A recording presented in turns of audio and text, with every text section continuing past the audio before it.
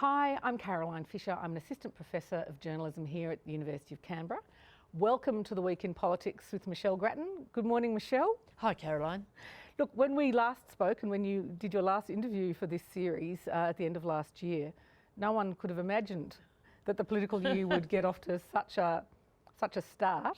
I mean, we've had leadership ructions in the National Party. We've had a change of leader in the Greens Party.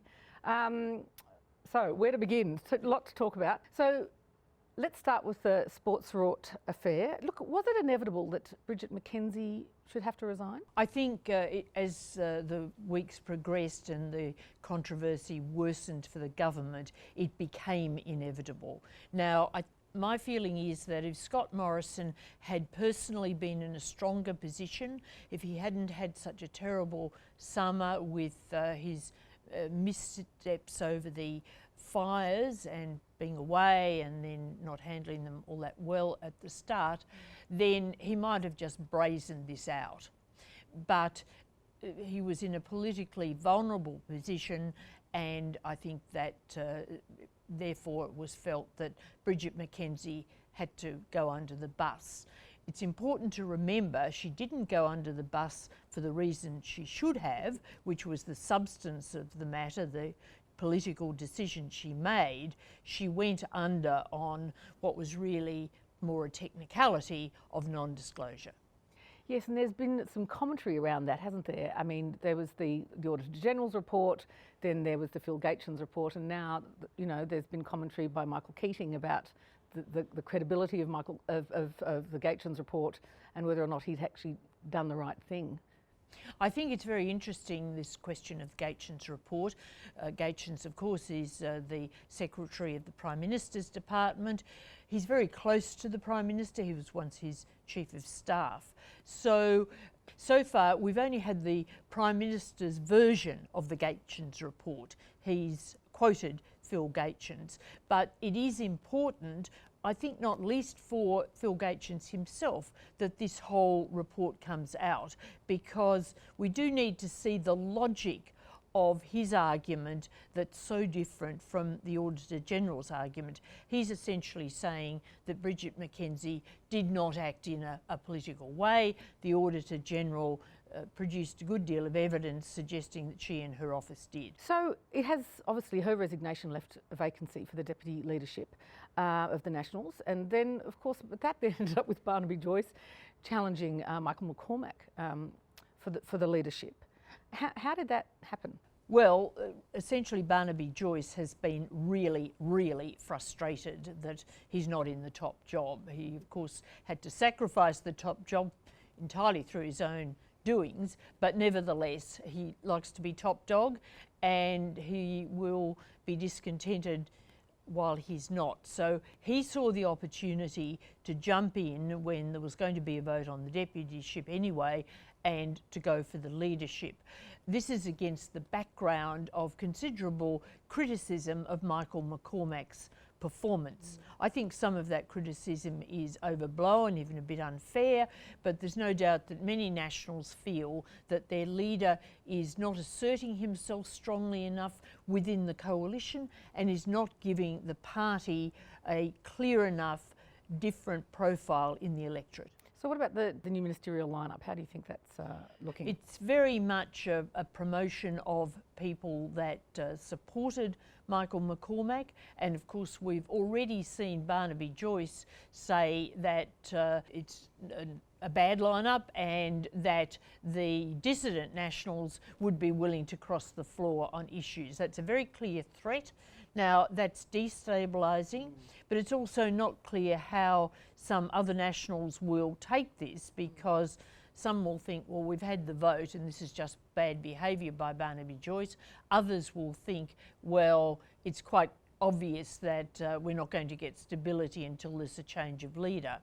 But I think there's a real question for the Nationals, if they did change leaders, whether it wouldn't be much better to go to, say, David Littleproud than to Barnaby Joyce, who really is a loose cannon and would be very difficult to deal with, I think, within the coalition. Certainly Scott Morrison would be appalled at the thought of having to work with Barnaby Joyce. Do you think that David Littleproud would be an acceptable compromise candidate between sort of the Victorian Nationals and the Queensland Nationals? I think he would be seen as obviously somewhat inexperienced, but nevertheless he has performed well as a minister. He'd be a steady pair of hands. Now, I'm not saying they should make this change, but I'm saying if they can't live with Michael McCormack, that would be a more sensible course to take. So there is, though, you know, now Barnaby, Bridget and Matt Canavan, you know, together in the background. That's quite a trio. How do you think that's going to play out? I think it's more a duo, frankly, in terms of the destabilisation. Obviously, Bridget McKenzie is very unhappy with what happened and that she couldn't survive, but I think that it's Barnaby and Matt Canavan, who've always been very close. Remember, Matt Canavan worked for Barnaby at one stage, and he's a Queenslander.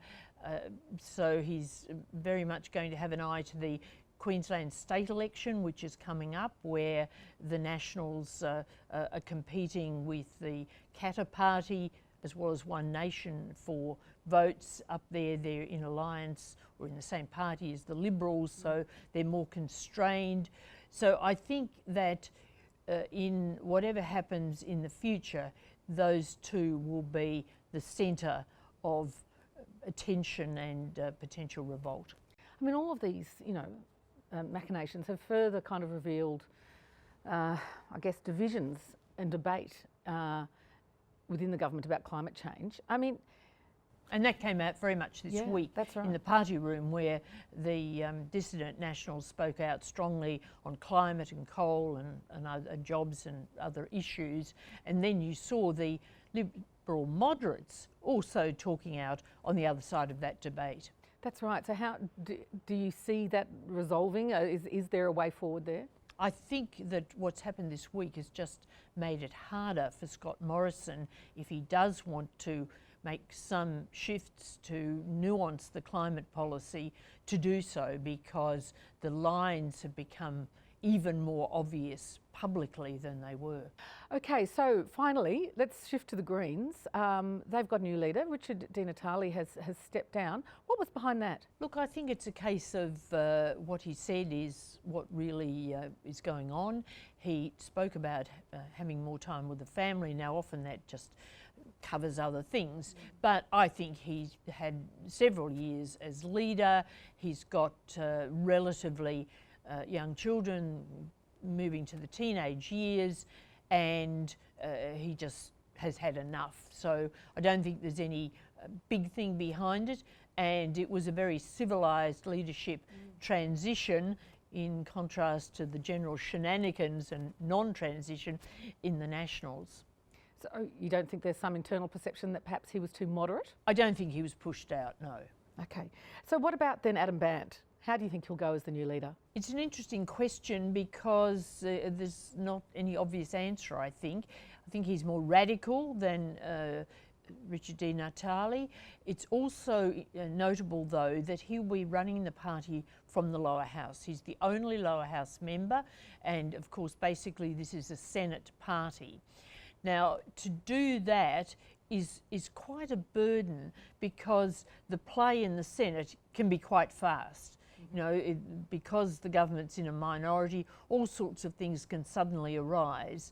And while the Greens mostly vote with Labor, nevertheless on tactical things, they could want to take varying positions. So there will be this challenge to keep up with things, and also remember that a person with a lower house seat has more electoral duties than a senator, because a lot is going on that they have to attend to and be available to their constituents. So I think he's got a big task ahead, but nevertheless, the Greens seem reasonably united. There've been internal party problems in their wider party, but at the moment things seem to be going okay. So he starts from a reasonably good position, I think.